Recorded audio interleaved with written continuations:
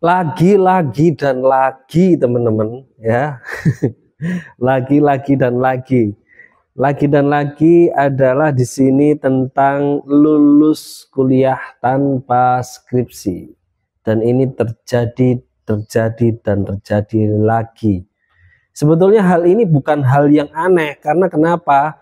Sejak beberapa tahun yang lalu, apalagi dengan kebijakan Mas Menteri, dengan adanya MBKM itu, yang terbaru, yang terakhir itu adalah tidak mewajibkan adanya skripsi, itu menjadi pemicu bagi perguruan tinggi bagaimana agar bisa menerapkan aturan tersebut, gitu ya. Makanya akhirnya ada banyak hal yang dilakukan sama perguruan tinggi agar bisa menerapkan aturan tersebut. Nah, salah satu contohnya adalah yang didapat sama kakak ini. Oke, kakak Aprilis Saputri. Dia bisa tidak skripsi karena kenapa? Dia menerbitkan penelitian, dan penelitiannya itu adalah Sinta 2. Oke. Nah, ini sebetulnya bukan hal aneh lagi ya. Bukan hal baru lagi, apalagi poin berita yang baru lagi di channel saya. Karena di video-video sebelumnya saya sudah pernah bahas model yang seperti ini sebetulnya. Ada yang pakai novel, ada yang pakai jurnal, ada yang lain sebagainya, ada yang menggunakan prestasi gitu ya. Nah, yang saya ingin tekankan di sini adalah teman-teman, oke, teman-teman apabila khususnya untuk yang ingin atau punya minat meneruskan pendidikan lagi, khususnya mau S2 atau mungkin S3, ini adalah sebetulnya manfaat yang besar buat teman-teman yang ingin melanjutkan kuliah. Manfaatnya apa? Kalian kalau ingin melanjutkan kuliah, lebih baik memang notabene gunakan pembiayaan dari luar, atau dalam artian adalah beasiswa. Nah, saat teman-teman mengajukan beasiswa, entah apapun itu beasiswanya, apabila teman-teman memiliki nilai nilai lebihnya apa? Kalau cuma sekedar kuliah aja, gitu ya. Tapi kalau seumpama punya cum laude gitu ya, itu nilai lebih.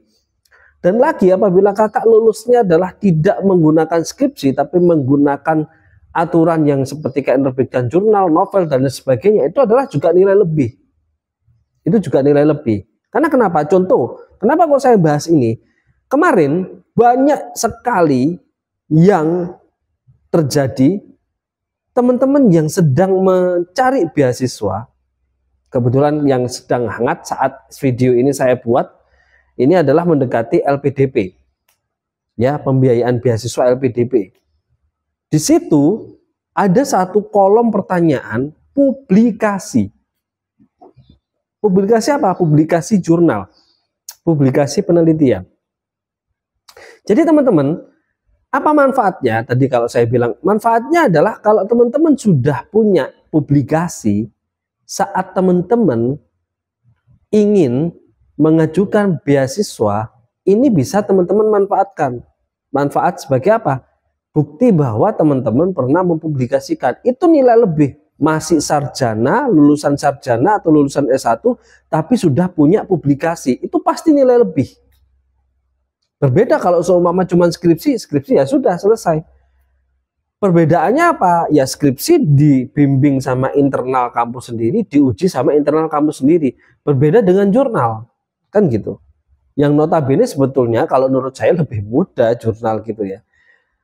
Jurnal lebih mudah gitu loh, dibandingkan skripsi yang notabene bisa berhalaman-halaman. Tetapi memang jurnal harus lebih realistis, lebih dalam, karena itu hasil penelitian yang memang pembuktiannya harus benar-benar teruji. Ya, jurnal kira-kira seperti itu. Makanya ini sangat bermanfaat buat teman-teman yang apabila ingin melanjutkan mencari beasiswa. Apabila teman-teman punya publikasi, sangat menguntungkan sekali. Plus lagi kan, ada plusnya kan, kuliah sudah akhirnya tidak pakai skripsi, yang pertama. Yang kedua, kalau mau cari beasiswa, teman-teman bisa memanfaatkan publikasi tersebut. Ya, jadi notabene kondisinya yang terjadi di Mbak Aprilis seperti itu. Jadi Mbak Aprilis ini, Kak Aprilis ini bisa mempublikasikan jurnal. Alhamdulillahnya gitu ya, beruntungnya adalah di Sinta 2, yang notabene di UIN itu cuman syarat di pedomannya ya, syarat di pedoman yang tertulis di pedoman itu syaratnya minimal Sinta 6 saja, itu sudah boleh, tidak pakai skripsi. Tetapi kakaknya ini Sinta 2, ya tambah boleh gitu kan ya. Nah gitu, itu buat teman-teman kira-kira seperti itu. Jadi keuntungannya banyak sekali jurnal ini bisa teman-teman manfaatkan. Oke, tidak hanya cuman lari dari skripsi. Bimbingannya bagaimana kan gitu, sama kayak bimbingan skripsi. Pengujiannya bagaimana, ujiannya bagaimana. Nah ini ujiannya bedanya adalah kalau jurnal tidak ada ujian, tetapi model karakteristiknya ya sama kayak ujian, tetapi bukan ujian. Bukan ujian ya Mas. Intinya gini, hasil jurnal kakak nanti diserahkan di satu tempat, dipublikasi gitu ya. Oke, sama publikasinya tadi itu sama editornya itu akan dinilai, dicek oleh reviewer gitu ya. Reviewer yang jurnal tadi itu. Apabila, nah ini kan, apabila reviewernya tidak dalam rangka ujian, ya cuma dibaca, oh perlu direvisi ini, ya sudah nanti akan dikirim balik revisiannya. Jadi jangan bayangkan buat jurnal diterbitkan di Sinta 2 itu seperti kayak ujian skripsi, harus menghadapi pertanyaan 1, 2, 3, 4, 5, 6 orang gitu ya, dosen menguji.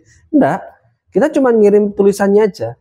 Dan sekali lagi, jurnal itu tidak berhalaman-halaman, ya apa saya ngomongin. Tidak banyak halamannya. Jadi rata-rata paling banyak di kisaran 15 sampai 20 halaman. Gitu. Jadi enak kan?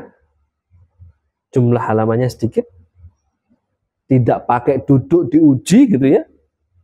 Tinggal kasihkan aja, kalau ada revisi ya direvisi, selesai. Mentok-mentok ekstrim ditolak. Nah kalau ditolak bagaimana? Ya cari penerbit lain, publikasi lain. Yang Sintanya mungkin sedikit lebih rendah. Sinta 3, Sinta 3. Ya Sinta 3 atau Sinta 4 atau Sinta 5. Ya paling terakhir kan Sinta 6. Oke. Sinta 6 pun itu masih bisa lulus di UIN. Ya, UIN mana ini ya? Raden Intan Lampung. UIN Raden Intan Lampung. Itu Sinta 6 bisa lulus loh teman-teman, bisa lulus. Jadi kira-kira seperti itu, semoga bermanfaat. Tetap semangat teman-teman.